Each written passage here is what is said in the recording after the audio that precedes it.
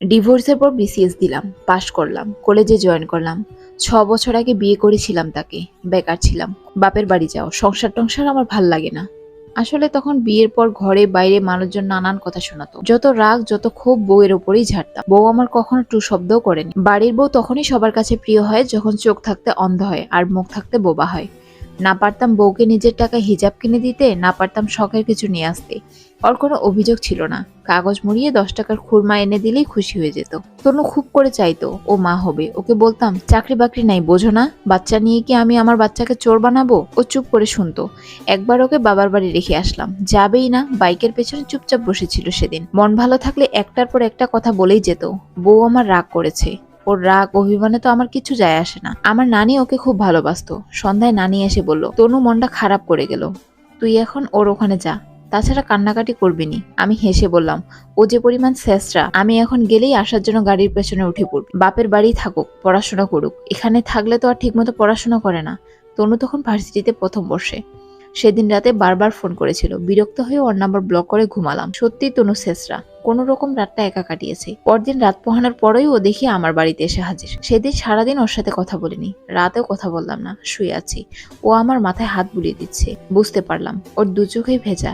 এক ফোঁটা পানি আমার গালে এসে পড়লো। কিছুই বললাম না। ও আমার বুকে মাথা রাখবে, আর অমনি আমি অন্যদিকে মাথা ঘোরালাম। তনু আমার বুকের মাঝে জায়গাটা না পেয়ে পায়ের কাছে গিয়ে বসলো। আমার পা দুটো ওর কোলের কাছে নিয়ে বলল, কি অন্যায় করেছি আসিফ? কি অপরাধ? কি ভুল আমার? ভুল যদি খুঁজেও পাও আমাকে ক্ষমা করে দিও প্লিজ। আসলে ও নিজেও জানে না ও কি ভুল করেছে, আর আমিও জানি না কি ওর অন্যায়। তারপরও ভালোই কাটছিল, কিন্তু দিনের পর দিন আমার হতাশা বাড়ে।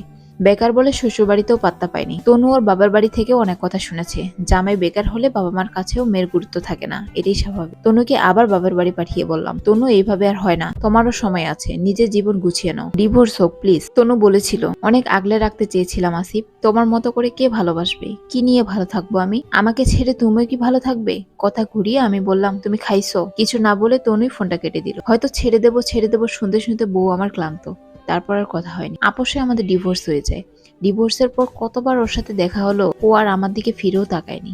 কতবার ওর ভার্সিটিতে গিয়েছি, ও আমাকে দেখেই না দেখার ভান করেছে। আবারও ওর বাড়িতে বিয়ের প্রস্তাব পাঠালাম, নানিকেই পাঠালাম। জানিয়েছে জীবনের 25টা বছর কেটে গেল, বাকি দিনগুলোও কেটে যাবে। কদিন আগে হঠাৎ করেই ওর পদ আঁকলে দাঁড়ালাম। বললাম, পুরো পৃথিবী আমার করে পেলেও তোমার অভাবে আমি খুবই শূন্য তনু।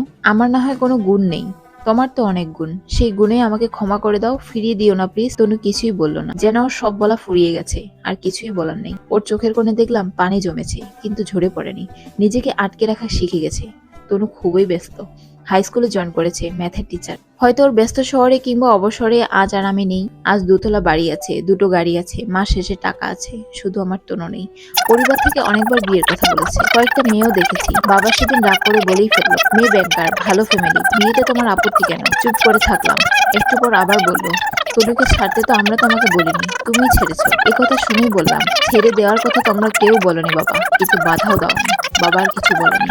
মেয়ে সুন্দরী, ভালো ফ্যামিলি, ব্যাংকার, টিচার, সবই ঠিক আছে, কিন্তু কারো চোখে আমার তনুকে খুঁজে পাইনি। আসলে সবাই সবার জন্য না, তারাও যোগ্য, কিন্তু সবার প্রতি সবার ফিলিংস আসে না। টাইম পাস অনেক নারীর সাথেই করা যায়, কিন্তু ঘরের বউ ওই একজনই হয়। প্রথম বউকে যে যতই বলুক তোমার চেয়েও ভালো নিয়ে আসবো, আসলে তো আর হয় না।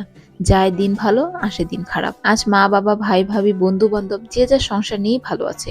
ভাঙ্গা গড়ার এখানে টুক করে ভেঙে ফেলা যায়, গড়ে দিতেই যত বাহানা। ভুল তো আমারই, প্রকৃতি ছাড় দেয় না। সুখের আশায় সুখ ফাঁকি ছেড়ে দিয়ে সুখের খোঁজ করা ভীষণ অন্যায়।